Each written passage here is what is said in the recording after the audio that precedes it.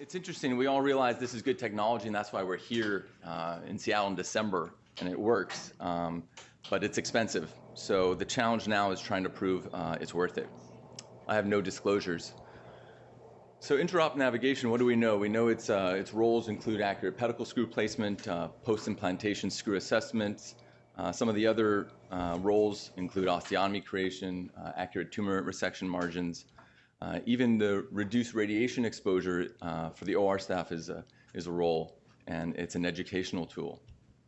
When you talk about accuracy, misplaced pedicle screws, by and large, rarely cause new neurological symptoms when the breach is less than 4 millimeters.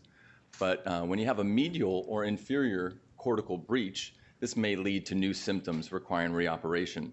Thus, a detailed clinical assessment should always be done when you have a screw malposition. There are delayed complications that you have to worry about, loss of stability, lower fusion rate, even potentially higher rates of proximal junctional failure. So why has this not become the standard of care? So Dr. Wang, who was here last year and spoke, gave a survey out to 3,000 spine surgeons, and it's really the high capital cost is what they were saying that is substantial, and that's why you partially see most of these technologies in high volume academic medical centers. So specific to the topic at hand, we must ask and attempt to answer the question, are the potential improved outcomes and lower complications with the use of intraoperative navigation and imaging justified in the face of the substantial acquisition and maintenance costs? The policy implications of an economic evaluation are worthy of consideration. This helps stakeholders make informed decisions on acquisitions. And indeed, depending on the number and complexity of the cases done in a particular center, it may be economically justified to buy this piece of equipment. And understanding the cost-benefit ratio may also encourage new developers, and that's something we see here today. There's a lot of competition, there's a lot of new technologies coming out pretty much every year. So what's the literature say on the cost of revision surgery? There's been numerous other economic evaluations that have been published to date. Here's one by Hodges. They found with their sort of 4 patients that had to return to the OR in the control group that the mean additional expense in this hospital in Tennessee was $17,650. Watkins group, they did a little bit more comprehensive job. They were able to include the operating room costs, lab, drapes, supplies, even the 1 hour in the recovery room, which was $1,100, the 2-day hospital stay, the surgeon reimbursement, and that came to $23,762. This is another study from Neurosurgical Focus that really merely compared some of the confirmatory techniques. They actually put O-arm and radiography and fluoroscopy as $0. But what they did do is they published the DRG, the diagnosis related group revision costs for the reimbursement. So that was $27,677. So most of these are not full economic evaluations. And if you critically assess them, there's methodological concerns. So the purpose of this study that Dr. Street and his team did was to perform a cost-effectiveness analysis to determine the value of cone beam CT and navigation in adult spinal surgery. Their hypothesis was the use of this navigation system will be associated with decreased costs and better outcomes once a certain case threshold was reached. They based on a single center, it was an observational study of prospectively collected data. They had the 2 groups. They had the freehand group, which was the control group from 2006 to 2008. Then when they got the navigation system, it was consecutive patients from 2008 to 2012. They did a good job by matching it based on age, gender, levels instrumented, diagnosis, revision surgery or not. And this was an investigator-initiated study by Medtronic, from Medtronic. And they had ethics approval for it, and for screw accuracy was based on all intraoperative or postoperative imaging, and any cortical breach at all was considered as misplaced. Their primary effectiveness measure was number of reoperations for misplaced screws within 1 year.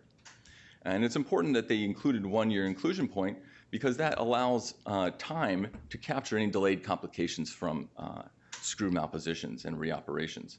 Secondary measures included adverse event rate, surgical time, and length of stay. Their costing analysis included added surgical costs, postoperative imaging, increased length of stay. They used a micro-costing approach, which talked about specific OR costs, like we talked about earlier about Watkins Group, and nursing, medical imaging, pharmacy. Overhead costs were not included. what they did, and which we really applauded, is that they included capital costs. So these were the actual acquisition and maintenance costs that was obtained from the manufacturer. So Medtronic for the O-arm and Philips for the mobile C-arm. Then they used equivalent annual costs were calculated based on this annuitization of capital expenditures method. And they used basically a 3% discount rate, and this is recommended by this US Public Health Panel. And this incorporates an aspect of depreciation for the capital costs. Then they use an incremental cost effectiveness ratio, and they calculated this for the two cohorts, reported as dollars over reoperation avoided. And then based on the incidence of misplaced screws in their study and the equivalent annual cost per year of that new technology, a minimum number of cases performed per year was calculated, at which point the new technology would be cost saving. And so to improve their generalizability and their exportability to the United States, they used the 2011 Medicare National Average Reimbursement that I talked about earlier. And then they did sensitivity analysis to perform, so basically to test the robustness of their methodology. So looking at their results, total of 5,132 pedicle screws were inserted in 502 patients. You can see the mean age is up there. 253 patients had 2,682 screws in the navigation group, while 249 patients had 2,450 screws in the conventional group. As expected, based on their matching process, there was no significant difference in age, gender, number of instrumented levels, number of revision surgeries, or diagnosis categories.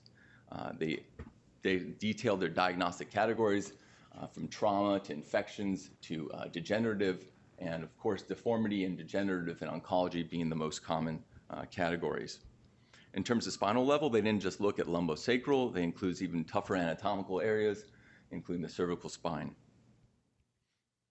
Examining their primary effectiveness data, you could see here that 3 screws in group 1 needed to be revised, and that was in 2 patients, and those were revised in the same hospital admission, so 0.8%, while in the conventional group, 19 screws in 15 patients needed to be revised. And so 9 patients in the same admission needed to be revised, and then 6 patients had to be brought back for to surgically revise those misplaced screws. And these differences were highly statistically significant. Then using that annuitization of capital expenditures method, they found an equivalent annual cost of $151,679 for the navigation unit and the $43,000 for the C-arm. Then they added the maintenance fees, and this is something that a lot of people just have not ever calculated. So these are the fees that happens every year from the company, and they add that together, and that resulted in an equivalent cost of $225,000 and $58,500 respectively. Considering 200 cases done annually, the cost per patient was thus $1,123 and $293 respectively. And then here you can see the effect size. 99.2% was the effect, because it was 0.8 minus 100, and then the conventional was the 6% error for the conventional group, so 94%. So now we're able to calculate the cost effectiveness. So here's our sort of comparison, and then here's our incremental cost effectiveness ratio. You could see the change in cost versus over the change in effect, and there's our number. So $15,962 per reoperation avoided. And so the question was, is this good value for money? Well, let's look at the actual cost of the reoperation. So for Canadian costs, the cost was $12,618. And if you consider the added cost of the $166,000 per year for the acquisition of the O-arm and the reoperation cost of the $12,618, 13.2 reoperations have to be avoided for the O-arm to be cost saving. And sort of with a reoperation rate difference of 5.2%, if a center does more than 254 instrumented spinal procedures per year, this navigation unit was cost saving. What about in the USA? So the equivalent annual costs for the navigation unit is up there. And then we talked about that sort of Medicare reimbursement schedule, which was $27,768. And despite these higher acquisition and maintenance fees, the break-even point for the USA was 168 cases.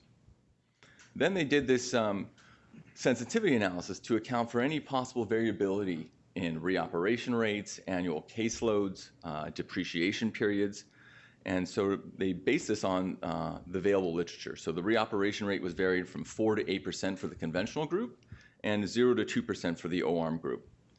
As expected, their economic evaluation was quite sensitive to variation in reoperation rates, as well as to the number of cases performed per year. So to their knowledge, this was the first full economic evaluation comparing the usage of CT-guided navigation and conventional fluoroscopy for the placement of pedicle screws. They use patient-level data, and they use rigorous methodology to show their results. In terms of it being rigorous, so here, there are some issues that I had with this, and the costing data is unusual, right? They use real capital and maintenance costs. And so, as we know, with a hospital, these are the advertised costs. And when you're talking about a hospital, is that they usually negotiate some of these variables. There's these buyback programs. There's nuances that sort of change this cost. So in a lot of ways, this could potentially bias the results against the more expensive alternative. In addition, this was just revisions. It wasn't talking about screw malpositions.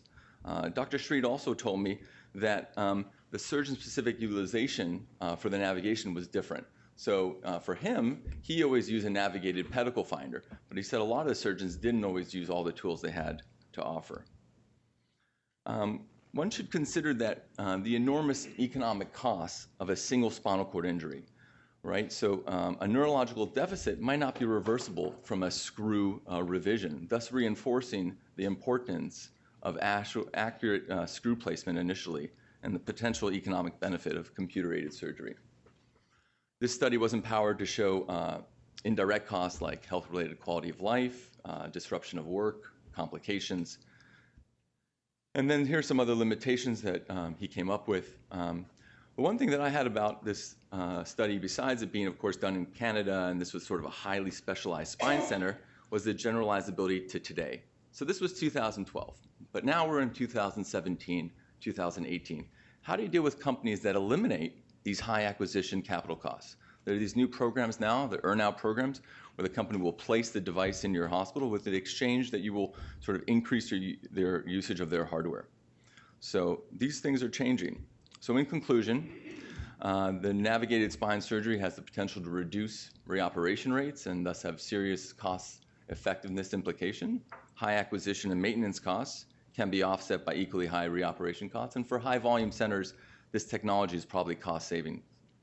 Results support wider usage of this technology, which will ultimately result with improved patient care and in a fiscally responsible setting. And so this study sort of does a great job. It's total economic costing estimates and allows stakeholders to make the best decisions for their center. So I want to thank Dr. Street for you and your attention. I'll do best to answer any questions you may have on Dr. Street's data.